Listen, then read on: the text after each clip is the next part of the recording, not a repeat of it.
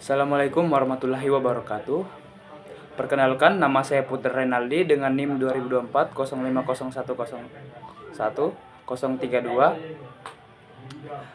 Pada video kali ini saya akan menjelaskan materi dari kelompok 1 sampai kelompok 5. Yang pertama yaitu materi kelompok 1 tentang konsep teori ekonomi dan bisnis digital. Yang pertama yaitu dampak destruktif innovation terhadap shifting. Inovasi disruptif menciptakan model bisnis baru yang lebih efisien dan berbasis teknologi sehingga menggeser cara kerja industri tradisional. Contohnya yang terlihat pada ride hailing dan marketplace yang membuat layanan lebih cepat, murah, dan mudah diakses. Inovasi ini juga memperluas peluang UMKM untuk masuk ke pasar digital dan menciptakan lapangan kerja yang baru. Teknologi seperti AI, IoT, cloud computing, dan big data ini menjadi pendorong utamanya. Namun, perusahaan yang lambat adaptasi akan kehilangan pasar karena referensi konsumen berubah ke solusi digital. Yang kedua yaitu peran creative destruction dalam perubahan dan regenerasi model bisnis di era digital.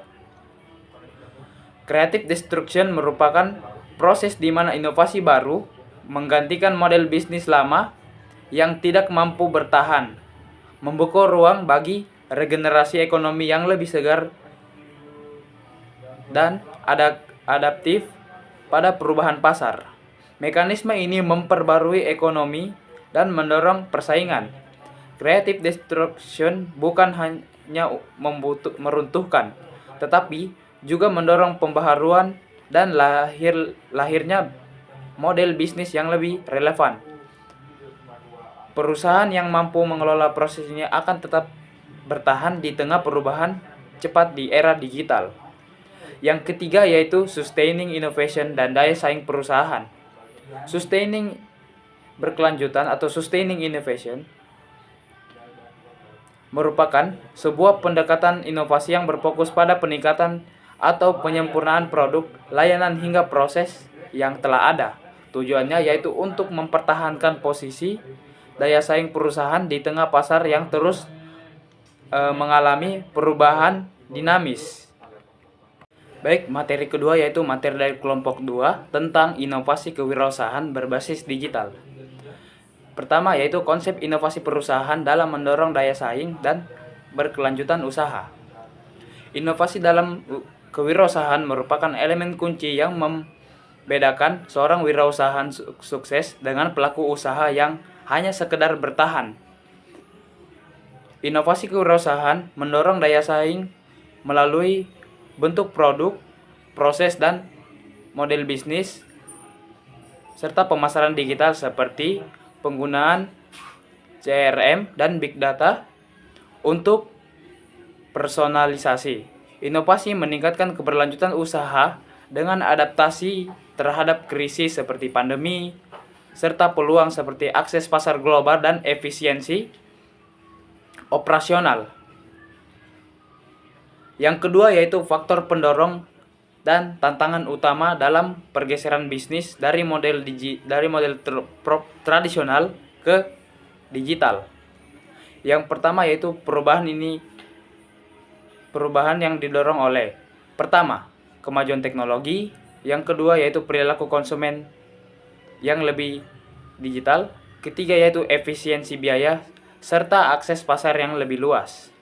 Adapun tantangannya mencakup pertama, literasi digital yang rendah, kedua, infrastruktur digital yang belum merata, yang ketiga, persaingan pasar global, dan ancaman keamanan cyber. Materi selanjutnya yaitu dari materi kelompok 3 yaitu tentang lingkungan bisnis digital. Yang pertama yaitu evolusi lingkungan bisnis digital. Evolusi lingkungan bisnis digital menegaskan bahwa teknologi adalah faktor utama yang mengarahkan perubahan perilaku konsumen, memperluas jangkauan pasar global, sekaligus lahirnya strategi bisnis yang baru. Perusahaan yang mampu mengoptimalkan peluang dan mengatasi tantangan digital akan memiliki daya saing yang lebih kuat di masa depan. Yang kedua yaitu peran teknologi dalam lingkungan bisnis digital. Ada beberapa peran teknologi dalam lingkungan bisnis digital, yaitu yang pertama, teknologi telah menciptakan lapangan kerja baru yang sebelumnya tidak ada. Kedua, yaitu teknologi telah mengubah model bisnis yang telah ada. Ketiga, teknologi juga meningkatkan efisiensi dalam bisnis dan ekonomi. Yang keempat, yaitu teknologi menciptakan peluang bisnis baru. Yang ketiga, yaitu regulasi kebijakan dalam bisnis digital.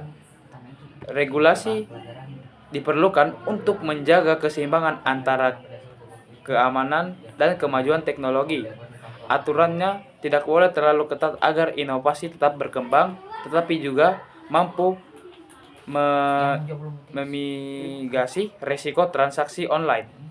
Kebijakan publik berupa LILI, PP, dan peraturan daerah hingga keputusan kepala daerah.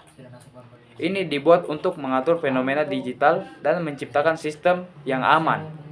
Regulasi utama terkait perdagangan digital yaitu pertama, Undang-Undang ITE nomor 11 tahun 2008, yang kedua yaitu Permendak nomor 50 tahun 2020 dan PP nomor 80 tahun 2019. Yang keempat yaitu inovasi dan kreativitas bisnis digital. Inovasi dalam bisnis digital mencakup penggunaan teknologi baru, pengembangan produk yang unik, serta pemasaran berbasis data. Kreativitas ini hadir melalui diferensiasi produk, storytelling brand, serta keterlibatan pelanggan yang mampu membangun loyalitas jangka panjang. Baik, materi selanjutnya yaitu materi dari kelompok keempat tentang infrastruktur bisnis digital. Yang pertama yaitu infrastruktur digital preneur. Infrastruktur digital preneur adalah fondasi teknologi dan sumber daya digital yang mendukung pelaku usaha dalam menjalankan dan mengembangkan bisnis online. Infrastruktur ini meliputi jaringan internet, data center, cloud computing, dan perangkat lunak yang memungkinkan pengelolaan dan operasional bisnis secara efisien dan real time. Yang kedua yaitu teknologi internet. Teknologi internet menjadi dasar utama bisnis digital karena menyediakan jaringan global untuk pertukaran data secara cepat dan efisien. Internet mencakup jaringan broadband, cloud, layanan cloud, dan konektivitas stabil untuk mendukung pemasaran, penjualan, dan operasional bisnis. Teknologi ini juga memungkinkan penggunaan IoT, AI, dan blockchain. Dengan internet yang handal, perusahaan dapat bekerja secara fleksibel. Yang ketiga yaitu hosting provider. Hosting provider adalah layanan penyediaan server yang untuk menyimpan dan menjalankan website atau aplikasi yang dapat diakses online. Mereka mengelola server, keamanan, bandwidth, dan pemeliharaan teknis. Yang keempat yaitu media sosial. Media sosial adalah platform internet yang memfasilitasi komunikasi, interaksi, berbagi informasi, dan kolaborasi secara virtual. Ada beberapa sifat media sosial, yaitu seperti jaringan, informasi, arsip, hingga interaksi. Materi selanjutnya yaitu materi dari kelompok 5 tentang pasar konsumen digital. Yang pertama itu pengertian pasar konsumen digital.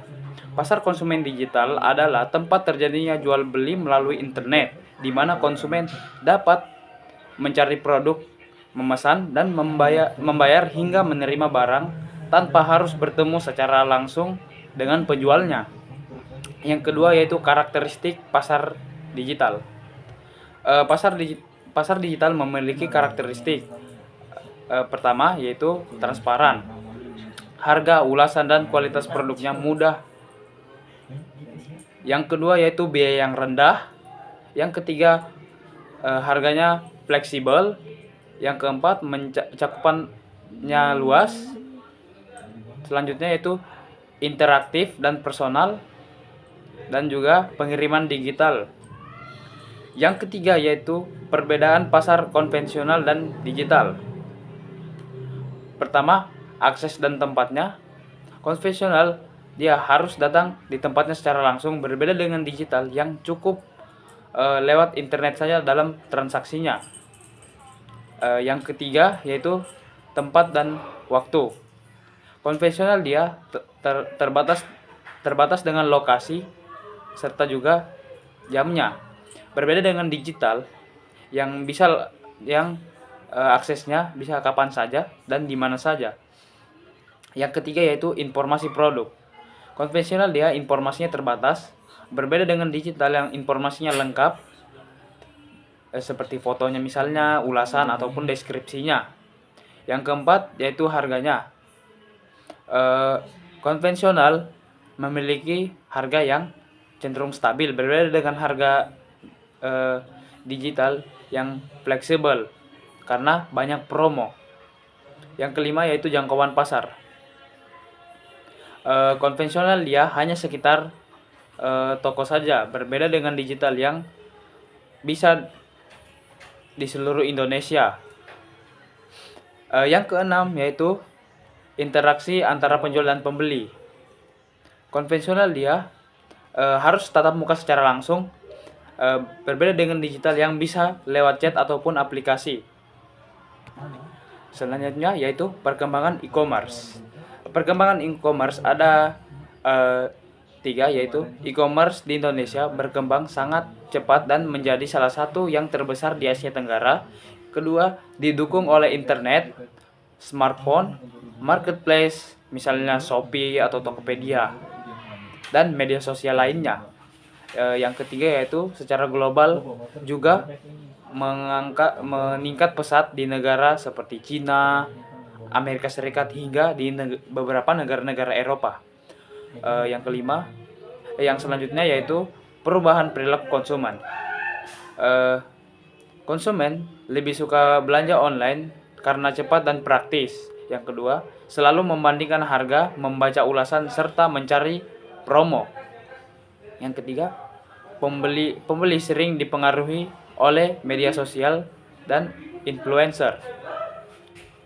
Selanjutnya, faktor yang mendorong pasar digital. Ada beberapa faktor yang mendorong kemajuan pasar digital ini, seperti kemajuan teknologi, internet yang semakin luas, penggunaan smartphone yang tinggi, media sosial sebagai tempat promosi dan transaksi pasar digital. Yang ketujuh yaitu tren pembelian online. Keuntungannya yaitu dia lebih cepat, mudah, dan bisa didapatkan kapan saja. Tetapi ada juga tantangan atau risikonya, seperti barang yang tidak sesuai deskripsi, kadang ada penipuan online, keamanan data pribadi, hingga risiko pengiriman barang. Yang kedelapan yaitu sistem pembayaran digital. Bisa melalui e-wallet, transfer bank dan QRIS, COD maupun pay later. Yang kesembilan yaitu regulasi dan perlindungan konsumen. Ini diatur dalam Undang-Undang Perlindungan Konsumen, UU ITE, dan PP 80 tahun 2019. Pemerintah berusaha melindungi konsumen dari penipuan, penyalahgunaan data, dan sengketa online. Mungkin itu saja penyampaian materi dari saya. Wabillahi taufiq wal hidayah. Wassalamualaikum warahmatullahi wabarakatuh.